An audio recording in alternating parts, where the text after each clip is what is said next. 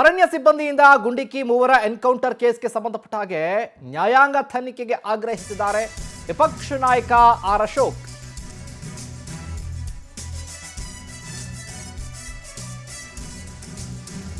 Encounter ವಿಚಾರ ಈಗ ನ್ಯಾಯಾಂಗ ತನಿಖೆ ಆಗಬೇಕು. ಘಟನೆಯ ಸತ್ಯಾಂಶ ಹೊರಬರಬೇಕಾದ್ರೆ ನ್ಯಾಯಾಂಗ ತನಿಖೆ ಆಗಲೇಬೇಕು.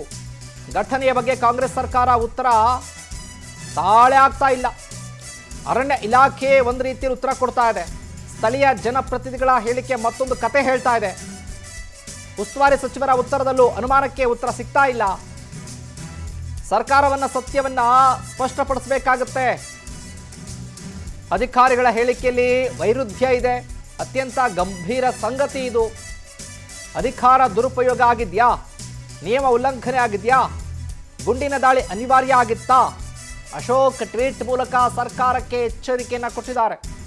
ತಪ್ಪಿತಸ್ಥರು ಯಾರೇ ಆಗಲಿ ಕಾನೂನಿನ ಮುಂದೆ ನಿಲ್ಲಿಸಬೇಕು. ನ್ಯಾಯಾಂಗ ತನಿಖೆ ಆಗಬೇಕು. ಸಿಎಂ ಡಿ.ಕೆ. ಶಿವಕುಮಾರ್ ಅವರು ಈ ವಿಚಾರಕ್ಕೆ ಸಂಬಂಧಪಟ್ಟ ಹಾಗೆ ಸರಿಯಾದ ರೀತಿಯಲ್ಲಿ ಕ್ರಮ ತೆಗೆದುಕೊಳ್ಳಬೇಕು ಅಂತ ಟ್ವೀಟ್ ಮೂಲಕ ಸರ್ಕಾರಕ್ಕೆ ಆಗ್ರಹಿಸಿದ್ದಾರೆ. ಈಗ ಮಾಡಿರುವಂಥ ಎನ್ಕೌಂಟರ್ ಈ ಪ್ರಕರಣದಲ್ಲಿ ತಕ್ಷಣ ನ್ಯಾಯಾಂಗ ತನಿಖೆಗೆ ಆದೇಶವನ್ನು ಕೊಡಬೇಕು ಅಂತ ವಿರೋಧ ಪಕ್ಷದ ನಾಯಕ ಆರ್ ಅಶೋಕ್ ಆಗ್ರಹವನ್ನು ಮಾಡಿದ್ದಾರೆ. ಸತ್ಯ ಏನು? ಸತ್ಯ ಹೊರಬರಬೇಕು ಅಂದರೆ ಏನು ಮಾಡಬೇಕು ಅಂದರೆ ನ್ಯಾಯಾಂಗ ತನಿಖೆ ಆಗಲೇಬೇಕು ಅಂತ.